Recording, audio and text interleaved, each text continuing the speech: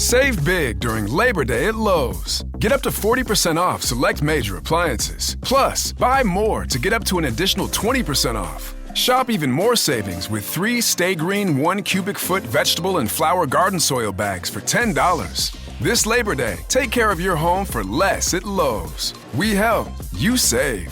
Valid through 9/3. Soil offer excludes Alaska and Hawaii. Selection varies by location. Select locations only. While supplies last. See Lowe's.com for more details. Bienvenidos a La mente y sus cicatrices. Soy Pablo de Lorenzo, psicólogo experto en trauma y acoso, y en el episodio de hoy entrevistaremos a Sheila Queralt, lingüista forense, autora del libro Estafas amorosas. Parece increíble, pero en algunas ocasiones el amor y la vinculación es utilizado con fines fraudulentos, para que la víctima baje la guardia y el perpetrador le desplume de todas las maneras posibles. Lo más macabro de esto es que las víctimas traicionadas y utilizadas han estado, de verdad, enamoradas y vinculadas profundamente a una persona que ha sido incapaz de verlas más allá de meros objetivos, de los que obtener recursos económicos o diferentes beneficios. En la entrevista que viene a continuación se expondrán varios de estos criminales, sus métodos, también sus consecuencias, todo reflejado en el libro de la autora. Procedemos a la entrevista y esperamos que la disfrutéis. Estamos con Sheila Queralt, lingüista forense y autora del libro Estafas amorosas, un libro súper interesante en el que podéis ver las mayores manipulaciones y estafas a nivel afectivo. Y Sheila, la tenemos aquí. ¿Qué tal está, Sheila? Hola, muchísimas gracias. Un placer estar aquí con vosotros. Pues Sheila, la primera pregunta que te quiero hacer es ¿quién eres? ¿Quién es Sheila Queralt y cuál es tu trayectoria? Pues soy doctora en Ciencias del Lenguaje y desde hace ya más de una década me dedico a analizar el lenguaje para aportar pruebas en procedimientos judiciales, policiales, y ahora estoy bastante centrada en el tema de las estafas amorosas. ¿Qué te motivó a crear el libro Estafas amorosas? Pues llegué a un caso con Rodrigo Nogueira, que es uno de los estafadores de los que hablo en el libro, para determinar si algunas cuentas, había muchísimas víctimas, pero había algunas de ellas que no estábamos seguros si realmente se trataba de Rodrigo Nogueira, ¿no? Porque utilizaba cuentas desde el anonimato. Y se me pidió que a través de la forma en la que él escribía en esos chats, podíamos determinar de que efectivamente se trataba de Rodrigo Nogueira. Y ahí, O sea, buscar un patrón, ¿no? exactamente, buscar un patrón. Y ahí me llamó muchísimo la atención la forma en la que se comunicaba, en la que enganchaba a las víctimas, ¿no? Cuáles eran esos piropos, cuáles eran las técnicas de manipulación que utilizaba. Pero bueno, se quedó ahí, hasta que unos meses más tarde llegó a mis manos otro estafador, que fue en este caso Manzanares, que es otro de los grandes estafadores de España. Y dije, wow, es que se vuelve a repetir esos patrones manipulativos con las víctimas. Y ya finalmente llegué a Albert Cavallé, que es uno de los estafadores en activo, y se volvieron a repetir. Y ahí fue cuando dije, wow, esto merece realmente un estudio científico de los patrones lingüísticos que utilizan para manipular y estafar, en último lugar, a las víctimas, ¿no? Y allí fue cuando decidí hacer este estudio científico. Y primero me lo planteé como una obra académica, pero después decidí que no, que eso tenía que ser un libro divulgativo, dada la magnitud de víctimas, ¿no?, que estábamos teniendo actualmente, y lo transformé, ¿no?, en un libro más divulgativo para todo el mundo, para todos los ciudadanos, para realmente alertar, cuidado, ¿no?, si veis este tipo de estrategias.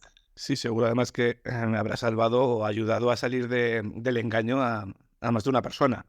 Habrá recibido agradecimientos, me imagino. Exactamente, es un libro que previene, ¿no? En primer lugar, hace de prevención, de cuidado. Si te encuentras con esto, alerta si es tu amigo, eres tú, ¿no? O es tu madre incluso. Y también después de recuperación a las víctimas. Muchas de ellas, cuando han llegado al libro, ya han visto que realmente no es que hayan sido tontas, porque tienen esa creencia de, ostras, es que soy tonta, ¿no? Y además la sociedad también les hace un juicio de ese tipo. Y realmente después ven que no, que es que realmente hay un patrón y que simplemente han caído en las garras de alguien despiadado. Y por lo tanto se pueden sacar esa mochila de culpa. Y esto les ayuda muchísimo. Claro, es que es una estafa que va tocando diferentes teclas que van abriendo puertas. Totalmente. Y la carga que llevan las víctimas es muy grande. Además, después porque también cuando denuncian, si deciden denunciar y superan ese grado de culpabilidad y de vergüenza en muchos casos, también ayuda, ¿no?, de que los agentes judiciales entiendan este tipo de estafa, porque a nivel judicial también es complicado después demostrarla, ¿no? Y también tiene ese carácter de ilustrar a los jueces, a la policía, de que cuidado, que es una estafa que va mucho más allá. ¿Nos podrías explicar un poquito los casos que abordas en tu libro? O sea, un poquito pormenorizado. ¿Quién es Nogueira? ¿Quién es... o Noguera? No me acuerdo muy bien cómo era. Nogueira, sí. Nogueira. Me imagino que tendrán patrones muy parecidos, pero su modus operandi será distinto en cada uno de ellos. Tendrán como su marca concreta. Personal. Sí, Sí. efectivamente. En el libro trato de 4 estafadores en España que han sido, o sea, los he escogido porque realmente tienen muchísimas víctimas, es decir, son multireincidentes. Todos ellos están condenados por estafas amorosas. Francisco Manzanares y Rodrigo Nogueira fueron los iniciales, podríamos decir. Al principio ellos comenzaban con cuestiones más no tanto desde internet, al principio era más analógico, ¿no? Era que los conocían, y después ya se pasaron al plano digital, ¿no? Desde el internet. Y eso también lo hace Carmelo Hernando y Albert Cavallé, ¿de acuerdo? Ellos ya empiezan desde el plano digital generalmente. Los 3 primeros suelen tener un perfil más romántico, ¿no? Completan esa idea de amor romántico, mientras que Albert Cavallé no. Albert Cavallé juega más con la ficha del hombre chulo, que bueno, que también es atrayente para algunas mujeres, ¿no? Pero tiene un perfil distinto, pero sí que es verdad que todos ellos siguen las mismas pautas, las mismas estrategias, el mismo proceso para hacer la estafa. Y voy a ir más allá. No únicamente sucede este tipo de estrategias o este tipo de etapas en el estafador, vamos a decirlo así, entre comillas, latino, ¿no? En el estafador español, sino que también se repiten en estafadores. Por ejemplo, hay muchísimos estudios, sobre todo en el Reino Unido, y lo repiten muchísimo son las mismas etapas. Es decir, no es una cosa que ellos inventan, sino que es así a nivel internacional. Y entonces, unas preguntas obligadas es que me da la sensación de que siguen un patrón. Totalmente. Pero este patrón, ¿hay alguna Biblia oculta al resto de los mortales en la Deep Web en el que sigan o una escuela de estafadores amorosos, o hay un trainer de no sé, como una escuela de timadores afectivos o o sea, ¿crees que todos los perfiles siguen patrones similares? Desde tu Pues visión de lingüista. Sí, esta pregunta me la realicé yo también. Cuando vi, ¿no?, esto, dije, a ver si hay un libro de cómo estafar emocionalmente a alguien, ¿no? Porque al igual que hay historias de estafadores, pero que únicamente lo hacen para, bueno, ver si ligo y después ya nada más, no hay una estafa. Hay una estafa, digamos, de, bueno, que me ligo a alguien, pero no hay una estafa económica detrás. Lo pensé y lo busqué. Pero no había nada. Simplemente, pues, son unas personas con una gran dote de seducción y van probando, van mejorando. Primero lo empiezan con su círculo más cercano. De hecho, estos estafadores generalmente comienzan estafando a su familia y a su círculo más cercano. Tienen que salir del pueblo o ciudad donde vivan porque ya los conocen y van moviéndose a lo largo de toda España. Y ahora, claro, en el plano digital, pues ya van probando pues distintos sitios, ¿no? Sobre todo webs de citas. Si esto solamente se queda en lo online, en lo típico de al final nunca nos vemos porque siguen surgiendo obstáculos, ese obstáculo genera más deseo. Va más allá un poco de realmente llegan a quedar, llegan a tener relaciones, llega a haber contacto íntimo, o solamente se queda en o depende también del profesional de la estafa. No, en este caso, estos estafadores en serie sí que llegan al plano, es decir, se llegan a conocer con las víctimas. Y esto, claro, aquí ya implica ir más allá. Es decir, esas víctimas no tienen por qué sospechar de nada. Tú es tu pareja, la has conocido en internet. Sí, ¿cuánta gente no conocemos hoy en día en internet? Y después se conocen en su casa, los tienen en casa, vienen a su casa, conviven con ellos, viven en ellos. De hecho, muchos de ellos van cambiando de víctima cuando lo descubren, pero ellos no tienen una casa, sino que viven en casa de sus víctimas. Y por eso normalmente tienen varias víctimas a la vez, porque saben que cuando esa falla, pueden ir a casa de la siguiente víctima. Claro, esto es un poco como el estafador de Tinder, que al final sigue un modus operandi de parasitación. Claro, dentro de las metodologías y de las formas de funcionar que tienen, el love bombing, el bombardeo amoroso, que también aparece descrito en muchos libros sobre formas de captación de psicópatas o dentro de las sectas. El love bombing al final es un proceso de enamoramiento fingido, un bombardeo de amor que a la persona le provoca una explosión de neurotransmisores que le provocan prácticamente una adicción y el establecimiento de un apego seguro falsificado. Exacto. La cuestión es si este bombardeo amoroso se puede distinguir de un enamoramiento genuino o es indistinguible. Para la víctima, en ese momento, no lo puede distinguir. ¿No? No lo puede distinguir. Desde fuera, claro que lo podemos distinguir. Es decir, es obsesivo. Es un bombardeo, como dice la palabra, masivo de mensajes, de llamadas, que es excesivo, es decir, está por encima de la norma, de aquello que tú te vas a encontrar. Además, la carga amorosa es Es muy muy alta. potente. Exactamente, es muy potente. Claro, alguien desde fuera sí que le puede rechinar, pero a una persona que ya está dentro, la cual está abierta a conocer el amor, que esta es otra, la disposición a conocer el amor que tienen estas personas, porque están generalmente pues en una vueltecita, no tienen por qué sospechar de ello, realmente es muy difícil que esta persona diga, uff, qué extraño, ¿no? Que en ese momento, y además quiera verlo, porque muchas veces también en este proceso de enamoramiento, esas banderas rojas, la mente no las oculta, no queremos verlas, no nos las deja ver el cerebro. Lo prometido es demasiado grande como para querer perderlo. Exactamente. El no querer ver eso bonito que nos están dando, da miedo, sobre todo porque las personas que pueden caer en esto me imagino que serán personas más vulnerables. ¿Crees que hay algún perfil de víctima en estos sujetos? ¿O escogen a discreción a cualquiera? ¿Tienen algún modelo que...? No hay un modelo de víctima en sí. Sí que es verdad que detrás hay, en este caso, mujeres, también podrían ser hombres, abiertos al amor, eso sí, que tengan solvencia económica, también les interesa, no les interesa a cualquiera. Y para eso ellos generalmente hacen como un estudio del perfil, ¿no? de la víctima. Realmente pues observan si esa persona viaja, si no viaja, ¿no? Un poquito también cuáles son sus gustos. Y a partir de ahí ellos crean el perfil ideal hacia la víctima. ¿Sí? Ellos se adaptan a la víctima, son como camaleones, ¿no? ¿Qué necesita esa víctima? A esta víctima le gustan mucho los niños, le gustan mucho las mascotas, tiene una alta sensibilidad hacia ciertas enfermedades. Y yo voy a dibujar mi perfil en base a sus gustos y sus necesidades, que eso es lo más importante. Ellos cubren necesidades afectivas de la víctima. Y entonces se van corriendo a intentar cubrirlas Totalmente. junto con el love bombing. Parece que la víctima encuentra a la persona que lleva buscando toda su vida. Totalmente. El palo tiene que ser durísimo. Sí, totalmente. Ellas de hecho es lo que dicen. En primer lugar destacan que les llamaba mucho la atención que las escuchara tanto. Lo que más les gustó, porque muchas veces físicamente no les gusta, pero dicen, wow, es que me escuchaba tanto. Claro, ¿por qué la escuchaba? Porque quería conocer todos los detalles de ella para perfeccionar ese perfil, ¿no? Y después, claro, que estaban muy atentos con ellas, ¿no? Al final es, wow, y decían, es que era mi media naranja, ¿no? Ahí también tenemos esta idea del amor romántico, ¿no? Buscamos esa media naranja y ellos es lo que completan. ¿Hay algún otro detalle que sea llamativo dentro de estos perfiles? No, yo sobre todo diría eso, ¿no? Ser muy atento. Siempre me llamaba, ¿no? Claro, aquí también hay un poco de control coercitivo, lo que pasa por alto a la víctima. Es decir, técnicas, por ejemplo, de ¿qué vas a hacer esta noche? No, mira, he quedado con mis amigas. Y él, claro, no quiere que comente que lo ha conocido, esas estrategias para que las amigas me digan, uy, cuidado, porque esto me suena un poco extraño. No le va a decir no quedes con ella, sino que se inventa cualquier excusa macabra de, ay, pues justamente esta noche había pensado en quedar contigo a cenar. Pero tranquila, tú ve, hace sentir mal a la víctima desqueda con sus amigas y queda con él, ¿no? O, Sí. por ejemplo, técnicas de, ¿y qué hacer a estas horas conectada? Yo justamente, venga, vete a dormir, que mañana me vas a decir que estás muy cansada, ¿no? Son técnicas sutiles de control que pasan por alto a la víctima totalmente, que después, claro, cuando se lo explicas, dice, ay, es verdad, esto me lo hacía, ¿no?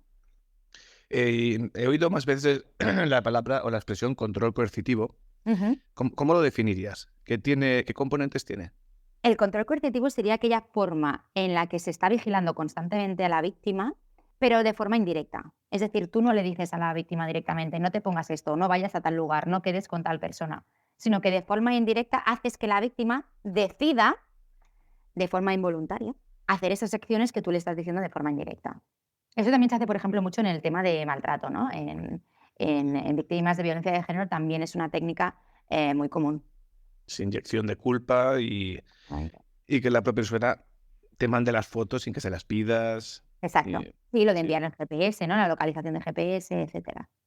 Es un poco una barbaridad, pero bueno. En algunos puntos está normalizado, incluso parece una muestra de amor. Va, sí, le mando las fotos antes de que me las pida la otra persona para que vea que estoy aquí y no se enfade. Totalmente. Eso, sí. Es bastante. Alguna vez cuando me cuentan estas cosas digo, uy, creo que hay mucho que hacer ahí.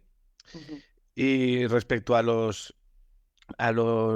estos personajes que son estafadores amorosos, ¿serían psicópatas o simplemente han deshumanizado a las mujeres, entiendes, a sus víctimas? O sea, simplemente como... Según los criminólogos con los que he trabajado en este tipo de casos, sí que hay una persona psicopática bastante importante, con rasgos narcisistas, y efectivamente deshumanizan, ¿no?, a esa persona con ese fin. Lo hacen tanto con sus familiares, con sus amigos, como con las víctimas que no conocen anteriormente, ¿no? Y eso es lo que les permite no empatizar con ellas, ¿no? Si no deshumanizar, en el fondo es difícil no empatizar.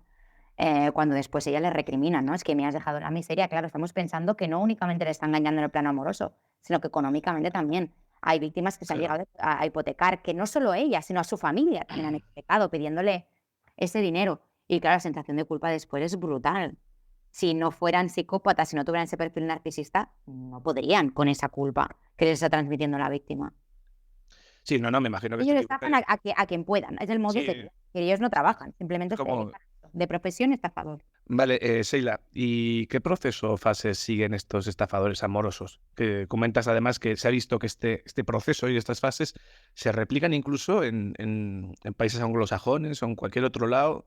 Estos sujetos que revelas en tu libro llevan unos fases o patrones. ¿Podrías explicarlos un poco para ver si también algún oyente puede darse cuenta de lo que está viviendo?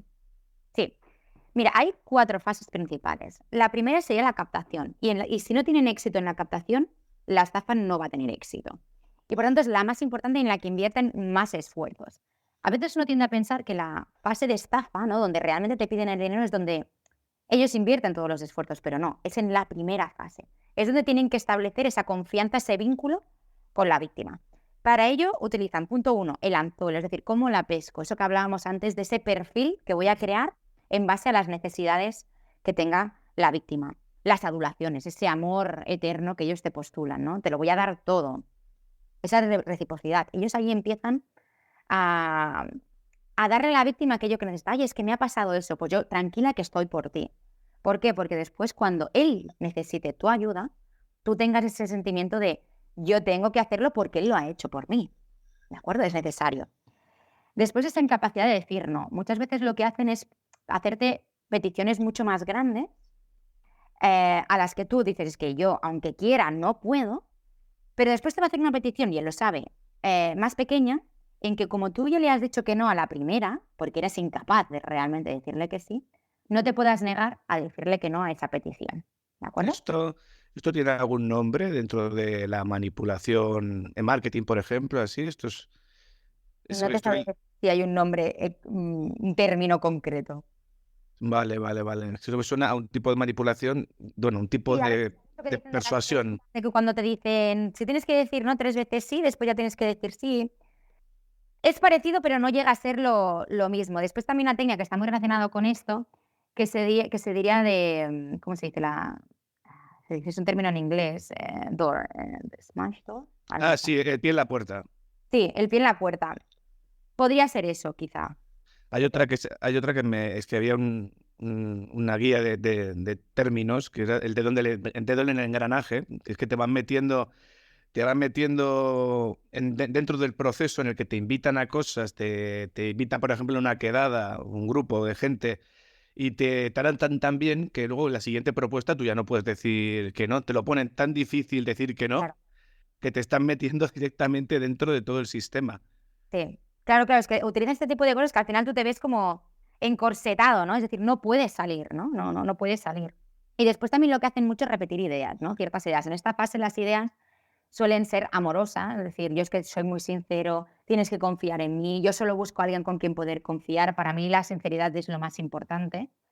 Y al final la redundancia de ideas lo que hace es crear un espacio mental, ¿no?, en la mente de la otra persona, en la que no cabe la incertidumbre sobre eso, ¿no? Te lo han repetido tanto que te lo crees. Esto es algo, por ejemplo, que también hacen los políticos, ¿no? Te repiten tanto ciertas ideas que tú al final te la acabas creyendo, o al menos le das el poder de la duda. Quizá es cierto, aunque te O parezca sea, extraño. y esto lo has podido ver, el de repetir esas ideas Sí, ellos constantemente. repiten mucho el tema de la sinceridad. No solo únicamente lo hacen este tipo de estafadores en serie, sino que, por ejemplo, también lo hacen los correos nigerianos, el repetirte ciertas ideas, ¿no?, online. ¿Los qué? Los Los correos. correos nigerianos, ¿no?, o este tipo de estafadores también, que también surgen sobre todo en Nigeria, en el que te van repitiendo que nunca hay un control, nunca hay una quedada física, pero sí que, hay estafas únicamente en el plano online, y lo repiten mucho, el tema de la sinceridad, la confianza, Y al final, claro, las personas se lo acaban creyendo, ¿no? Si tanto me lo repite, pues será verdad. Vale, entonces tendríamos, como hemos comentado, una primera fase de captación. De captación, establecimiento de ese vínculo con la víctima, ese amor eterno, esa confianza, esa sinceridad. Y aquí él también va observando cuál va a ser, va preparando ya las miguitas para la estafa. Es decir, a esta persona qué realmente es lo que le afecta, ¿no? Si esta persona, por ejemplo, tiene un familiar con cáncer, pues la estafa va a estar relacionada con eso. O veo que ella ha sufrido ya un proceso de divorcio y le preocupan mucho los niños, pues yo voy a estar en un proceso de divorcio donde mis hijos van a necesitar ayuda. Y así van a tener ese punto empático de la víctima en el que al final es el talón de Aquiles, ¿no? ¿Dónde está ese punto donde yo voy a poder entrar y estafarla por ahí, ¿no? Y aquí ya van preparando, ¿no? En muchos casos preparan, aquí ya estaremos en la segunda etapa, que sería la estafa, y ellos preparan una coartada. Ellos no te van a decir de primeras, claro que mucha gente dice, bueno, pero es que a mí me piden 10.000 euros así de la nada y yo no se lo voy a dar. Hombre, Claro, claro, que viene de la nada. esto es la rana hervida, Claro, como dicen. exactamente. Tú pones a la rana, ¿no? en agua caliente y obviamente va a saltar. Pero tú pones a la rana en agua fría y le vas echando, ¿no? Agua caliente y al final acaba muriendo. Porque no va notando ese cambio. Aquí sucede lo mismo. Ellos van preparando la coartada. Imagínate, por ejemplo, ellos te van a estafar porque me he hecho daño o porque estoy enfermo de cáncer. Por ejemplo, esto lo utilizaba mucho Rodrigo Nogueira. Ellos al principio te van diciendo, oye, es que últimamente me encuentro muy mal, uy, no sé qué me pasa, no sé si ir al médico. Y la víctima incluso entra en esas mentiras. Ay, pues si quieres te acompaño, o tranquilo, oye, pues vete al médico. Tendrías que ir al médico, ¿eh? Claro, la víctima cuando después ella le dice, oye, mira, que me han encontrado, claro, a partir de meses, aparte esto no es una estafa de un día, una semana, sino que esto va durante meses. Cuando el estafador le dice, mira, es que estoy muy enfermo, me han dicho, tengo que hacer un tratamiento en Estados Unidos que vale un dineral, necesito 200.000 euros. Claro, la víctima no le pone de nuevo, porque sabe desde hace muchos meses que esta persona se ha encontrado mal, que le están haciendo muchas pruebas y que ahora le viene ese golpe. Si no, se muere el amor de su vida. Claro, es que es el hacer la cama de forma perfecta, es preparar el guión, o sea, sutilmente prepararlo todo con un fondo, un decorado y luego se da la actuación. Pero el decorado es tan realista, no llegan a comprobar que es cartón piedra al final. No. Y además es una estafa urgente, necesitan el dinero de forma ya, no tienen tiempo de pensar. La víctima que a veces que empieza a sospechar ya por otro tipo de estafas más pequeñitas que le va haciendo el estafador, pero claro, se ve en una situación en la que tampoco quiere un control externo, de decir, wow, lo pregunto, ¿qué hago? ¿No? Porque también le da cosa preguntarlo. Y aquí es cuando la víctima está perdida y realmente la gran mayoría de personas no acceden a los 200.000 euros porque no tienen ese dinero, si no, quizá también lo harían. El estafador le dice, no te preocupes, lo necesito para mañana. Rápidamente la víctima dice, yo es que con eso no te puedo ayudar. Tranquila, tú no te preocupes, sobre todo tú no te preocupes. Al cabo de 2 horas le dice, mira, es que con 200.000 euros sé que no me puedes ayudar, pero he conseguido que mi primo, mi hermano, el banco, no sé quién, me subvencione tanto, y oye, si me dejas 10.000 euros o 20.000 euros, me puedo curar. Y obviamente la víctima saca esos 10.000 o 20.000 euros de debajo de las piedras si es necesario. Sí, con Y un aquí ha habido crédito personas que lo Cofidis. tienen ellos, que han pedido créditos, que se lo han pedido a sus familiares, etcétera, etcétera. ¿De acuerdo? Ahí ya estamos. Además, generalmente aquí vienen los incentivos, es decir, yo después te lo voy a devolver, nos lo vamos a pasar genial, vamos a ir de luna de miel, nos vamos a casar, vamos a tener un hijo, dependiendo de la víctima y de lo que necesite. Escuchar a la víctima. Y claro, la víctima también se centra mucho en esos incentivos, ¿no? Seguir con esa relación porque esta persona no va a sufrir las consecuencias negativas y además todo aquello que me está prometiendo, ¿no? Después ya viene cuando generalmente el estafador desaparece, porque ya tiene el dinero, normalmente desaparece o va de forma intermitente, ¿no? Si puede coger algún dinerillo más, si no. Y aquí la víctima ya empieza a sospechar. ¿Cómo empieza a sospechar? ¿Por la bajada de intensidad, quizás? Exactamente, esa bajada de intensidad le llama muchísimo la atención, de plan, wow, te lo he dado todo y ahora qué sucede, ¿no? Y claro, aquí la víctima pues ya empieza a buscar por internet, empieza a buscar su nombre, encuentra a veces en foros, por ejemplo, el tipo de estafadores, los que yo trato en el libro, pues hay bastantes foros en internet que hablan de ellos, o algún programa de televisión, o lo comentan con sus amigos, círculo más cercano, y dicen, aquí me ha pasado algo. Y aquí puede ser que la víctima se lo confronte y decir, oye, ¿qué pasa aquí? Te he buscado, te he encontrado, o me estás engañando, o la víctima ya no quiere saber nada más. Dice, bueno, me olvido, no quiero pasar por ese triángulo de decir, buah, me han estafado, no quiero saberlo. Sí, Aunque eso, después generalmente en los años lo quieren saber, ¿eh? Pero les es claro. difícil. Vale, una vez pasado quizás el shock inicial y la experiencia traumática, que no quieren tocarlo porque está todo muy fresco, pero con el tiempo igual, una vez que ya ha bajado la sensibilización del daño, igual sí que quieren explorarlo, quieren verlo. Vale, entonces, claro, yo no sé si este tipo de cosas se puede, es penalizable a nivel legal, si al ser voluntario, Claro, como en las ahí está. sectas. Ujú. Ahí está la dificultad a nivel judicial. En esta tercera fase, que ya estaríamos en el desenmascaramiento, cuando la víctima realmente se da cuenta de que ha sido víctima de una estafa, ellos tienen varias estrategias. O puede ser que inviertan la tortilla, es decir, ¿pero de qué me estás acusando? Y recuperen esas frases e ideas iniciales repetidas en las que yo siempre te lo he dado todo, ¿cómo puedes dudar de mí? Yo siempre te he dicho que lo más importante para mí era sinceridad, y culpan incluso a la víctima, en plan, ¿pero qué me estás diciendo? Si la víctima insiste en que realmente es una estafa, aquí ya empieza la segunda cara del estafador, es decir, tú eres una persona amorosa al 100% y cambian totalmente. Y aquí también es un shock para la víctima, es decir, ¿cómo he podido estar con alguien así? La amenaza, la degrina, la extorsiona, la acosa. Además, normalmente tienen bastante material online de carácter sexual en algunos casos, las amenazan con eso. Y aquí, claro, es un segundo shock, decir, ¿cómo he podido estar con alguien tan violento cuando realmente esta persona es totalmente amorosa? Y después, si las víctimas ya deciden denunciarlos, que sería la cuarta fase, la de después de la estafa, aquí ya viene el calvario para las víctimas, que es afrontarse a ese juicio social en primer lugar, porque claro, la familia lo sabe, los amigos lo saben, la sociedad en algunos casos pues también, ¿no? De cómo has podido ser tan tonta, cómo te has podido creer a esto. Y después el juicio ya jurídico, ¿no? Legal, digamos, en este caso, ¿no? Y es difícil. Sí que es verdad que en los últimos años, gracias pues a este tipo de divulgación, a los documentales que se están haciendo, pues se está haciendo más conciencia a nivel legal de que esto no es únicamente una estafa económica, sino que también hay una estafa sentimental en estos casos y que va mucho más allá. Y sobre todo en este tipo de casos de estafadores que conviven con la víctima. Se trata de una estafa, pero también en muchos casos se dan estrategias típicas de la violencia de género y también se pueden, por ahí, hay algunos de los estafadores que también se les ha condenado por violencia de género por estos casos. Y lo que se tiene que entender, y me ha gustado mucho que tú lo digas, es que, bueno, es que el dinero se lo han dado de forma voluntaria. No. Cuando hay una manipulación, cuando hay un engaño, no hay voluntad. Y esto tiene que quedar muy claro y es muy difícil a nivel judicial, pero tiene que quedar muy, muy claro. Cuando hay esa manipulación detrás, la víctima no está entregando las cosas de forma voluntaria. No hace falta una pistola, no hace falta una amenaza. Con ser engañadas es suficiente para poder demostrar que hay esa falta de voluntad por parte de las víctimas. ¿Y qué es necesario? Pues que las víctimas lo guarden todo. Todos esos chats, todas esas conversaciones son muy útiles para poder demostrar todas esas fases, todas esas manipulaciones. Dicen, bueno, yo recuerdo hace unos años que una de las juezas, cuando todavía no estaba tan estudiado, ¿no?, el tema este de las estafas, dijo, bueno, es que la víctima se ha creído cosas que no eran creíbles. Joder, eso es pasarse un poco, ¿no? Bueno, lo dijo en la sentencia. Claro. En la sentencia, Sí, en lo el dijo papel. sí, en el libro lo incluyo, de hecho, porque salen titulares. Y dices, bueno, claro, es que tú no has entendido que esto no es una mentira aislada, sino que hay un cúmulo de mentiras, hay esa coartada, ¿no?, que hablábamos antes, que hacen que eso para la víctima sea creíble. Tú desde fuera es verdad que dices, claro, es que esto no es así, es muy fácil. Pero tú cuando estás dentro, claro, es que te van apagando todas las alarmas. Y por lo tanto, como hay toda esa cartada, todo ese camino de miguitas, Claro, claro. es creíble para la víctima.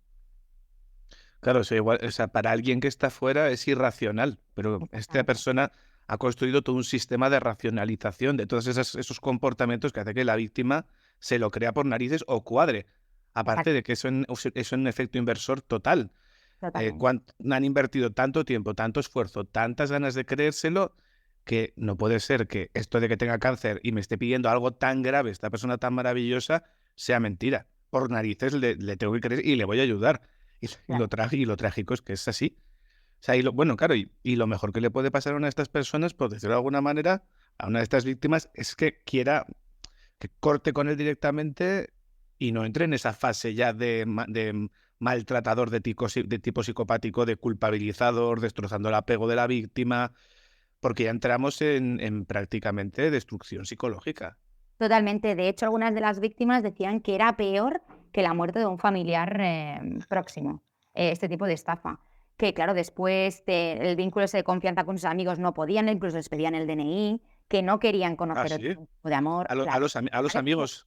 claro, ¿cómo puede? O sea, todo el mundo me puede estafar. Si me ha estafado mi pareja, claro, hay víctimas que llevaban meses o años, con el estafador. Años. Sí, sí, sí. Claro, si a mí me ha podido engañar esa persona, mi brújula no funciona. O sea, yo no me puedo confiar en mí misma para detectar si me están engañando o no. Claro, esto necesita un proceso muy profundo de recuperación terapéutica, por supuesto. Claro, es que al final me imagino que muchas de las chicas, de las personas que han tenido, que se han sido víctimas de esto, pensarán que hice mal, porque, Claro. claro, yo me imagino que en la primera fase del bombardeo amoroso, la primera fase de luna, bueno, no luna de miel, la primera fase de seducción de embobamiento, las personas se idealizan que Ujú, están con alguien maravilloso, necesitado de su amor, no pueden entender que realmente eso no ha existido nunca. O sea, exacto. es tan atroz, Ujú. es tan violador hacia, como podamos decirlo, hacia la propia esencia de la persona y la confianza Es muy la complicado. recuperación es muy dura, claro. Sí, totalmente, totalmente. O sea, pero entonces sí que hay posibilidad de Sí. que la víctima se defienda a nivel legal. Sí, se defiende a nivel legal, es posible. Y en el caso, por ejemplo, de los estafadores en serie, claro, lo ideal es ir con más personas, es decir, juntarse las víctimas, ¿no? Que hay plataformas, em, y hacer denuncias colectivas. Eso es lo que más funciona, pero a nivel individual también se pueden conseguir, por supuesto. Se están consiguiendo. Jo, muy interesante. Bueno, recordar que el nombre del libro es Estafas amorosas, ¿vale? Escrito por Sheila Keral. Y un poco para terminar, quería hacer un par de preguntas más. Esta no tiene tanto que ver con el tema del libro en sí mismo, sino es un poco más en grado amplio. Si sabéis decirnos alguna estafa afectiva mainstream, quizás no tan personalizada como la de estos eh, artesanos de la seducción y de la estafa, sino algo que se dé de tipo más chusco, pues por ejemplo el americano en Afganistán, es un tipo de estafa quizás más industrial comparado con el trabajo que hacen estas personas, trabajo, estafa que hacen estas Ujú. personas.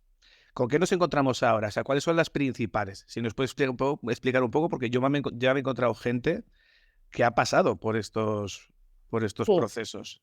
Este tipo de estafa, por ejemplo, que tú decías, la del soldado americano en guerra, o por ejemplo también de asociaciones, ¿no? Que están ayudando en Greenpeace o que están ayudando en otro tipo de organización social, son muchísimos. Y además estos no lo hacen tan personalizado como tú decías, sino que lanzan, ¿no? Lanzan ¿cómo lo diríamos? No, no es lanzar la caña, sino que lanzan la red, ¿no? Y lo que Sí. cae, pues caiga en este caso.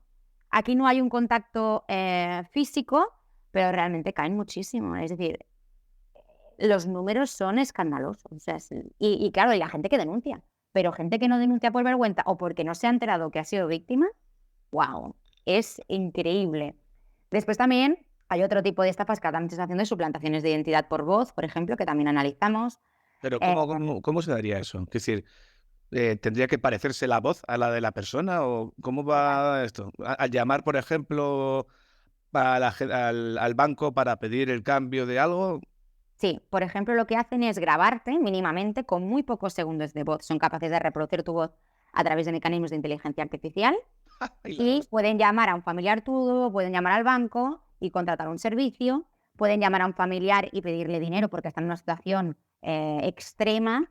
También, por ejemplo, se hace con mensajes de SMS, ¿no? O WhatsApp, por ejemplo, que también suplantan al abuelo, a tu nieto, a tu padre, a tu hijo, y dicen, oye, mira, es que me he quedado sin móvil, se me ha roto y me ha dejado alguien este teléfono móvil y por favor envíame dinero que me he quedado tirado. También sucede, tú sabes que tu familia está allí, no sospechas, bueno, tampoco te piden, no te suelen ser cantidades grandes de dinero para que tú no llames a ese familiar, no, o sospeches, pero esto también está a la orden del día. Es decir, las estafas están a la orden del día. Lo que hay que hacer, y es feo decirlo, es no ser confiado. Es decir, sospecha de todo aquello que te llegue, ¿no? Campañas, por ejemplo, también de correo, de correos express, por ejemplo, hay muchísimas ahora que están suplantando. A INCIBE, por ejemplo, también, que es una agrupación de seguridad en España, bueno, suplantan a todo el mundo. Básicamente, hoy en día te llega un correo, sospecha de que realmente es real. Sí. Hombre, me has dejado flipando con lo de la voz.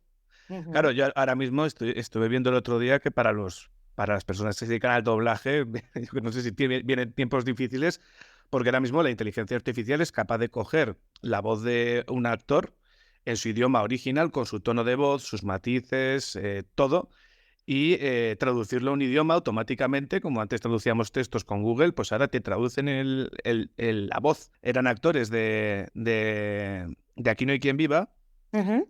que se les cogía y se veía hablando en japonés al que hacía de portero. Y la voz era la del tío, un poco más aguda, porque japonés creo que en algunos toques tiene más agudos. Sí, sí. Cambian hasta el tono de la voz, los graves y los agudos. Claro, entonces yo me imagino que eso al servicio del crimen puede ser increíble.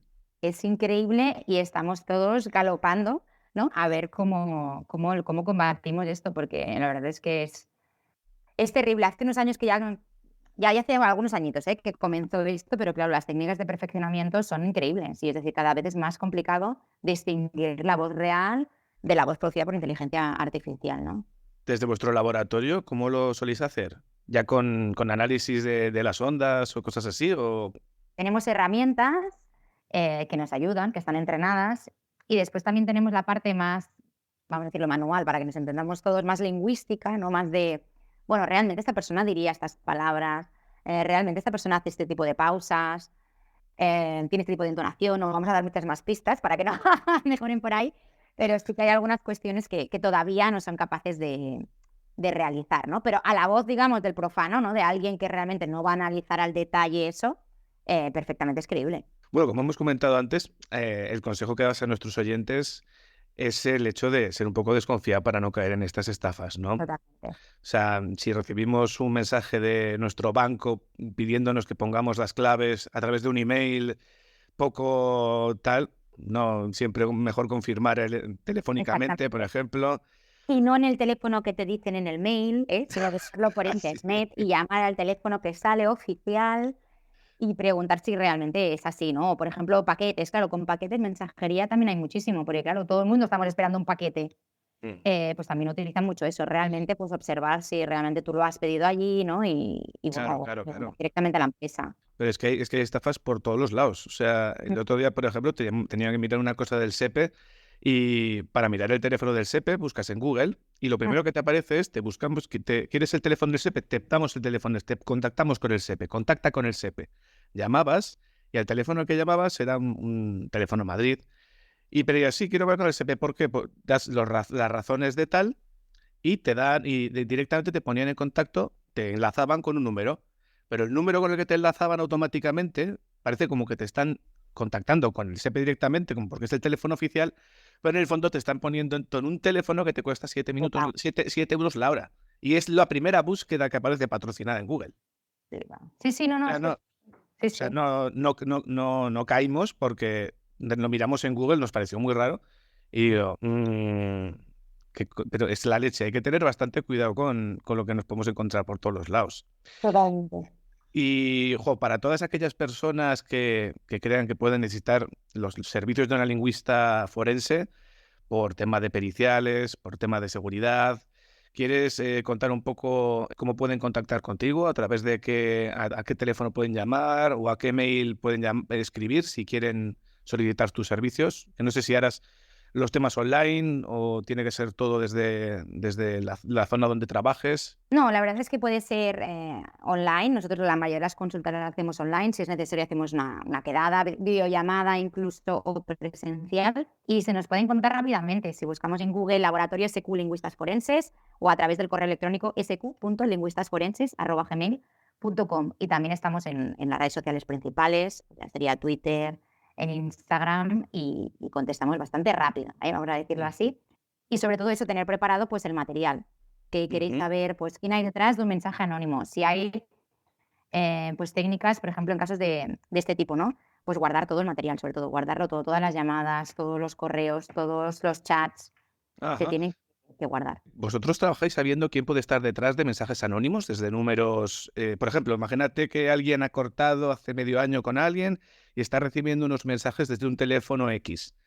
¿Podéis, con X métodos, dilucidar quién puede estar detrás? Sí, de hecho, es uno de los encargos más frecuentes, ¿no? Determinar el perfil de la persona que está detrás, el perfil lingüístico, no psicológico. Es decir, es una persona que habla este idioma, que posiblemente tenga un contacto de lenguas, que tenga este rango de edad, que tenga esta profesión, la probabilidad de sexo, de esta zona geográfica. Y después, si tenemos sospechoso, por ejemplo, en este caso, que seguramente pues, tendríamos el sospechoso de la expareja, lo que hacemos es comparar esa forma de escritura anterior, ¿no? que conocemos, con esos mensajes nuevos, anónimos, y determinar la probabilidad de que se trate efectivamente de la misma persona por esa forma de escribir, de hablar que tenga. Sí, Y no sí. es la escritura manuscrita, no es el dibujo de las letras, sino que generalmente lo hacemos con texto digital, sino es qué palabras utiliza, qué sintaxis, qué combinación de palabras, qué expresiones. Sí, que Y así expresiones concretas, ¿no? A veces una expresión concreta puede delatar a la persona, solamente una expresión, que creo en el caso de una pues bomber, no por ejemplo, solamente exactamente, sí, con el caso de una bomber no es únicamente una expresión, sino eso normalmente es lo que después sale en los medios de comunicación, ¿no? Sale como la estrella, sí, sino que es esa expresión y muchísimas otras cosas más. Por ejemplo, las faltas de ortografía nos dicen muchísimo de una persona, sí. porque al final la falta de ortografía es el desconocimiento de una norma y por lo tanto no va a ser únicamente esa falta de ortografía, sino que se va a repetir, ¿no? Esa mala función de esa norma y la vamos a ver en todos sus escritos. Claro que sería raro, bueno, además incluso podrías descubrir quién finge una falta de ortografía o cómo las fingen. Totalmente, totalmente. Y nos No, dicen no, en esa persona por qué finge esa falta de ortografía, porque ha escogido esa y no otra, ¿no?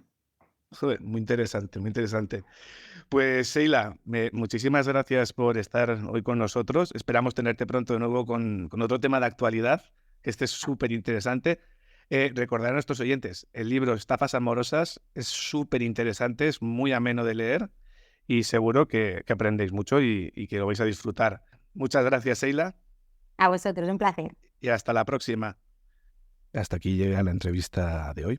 Espero que hayáis disfrutado y recordaros que para cualquier comunicación, sugerencia o comentario sobre el podcast podéis escribirnos a lamenteysusticicatrices@gmail.com. Hasta aquí la entrevista de hoy y nos vemos en el próximo episodio.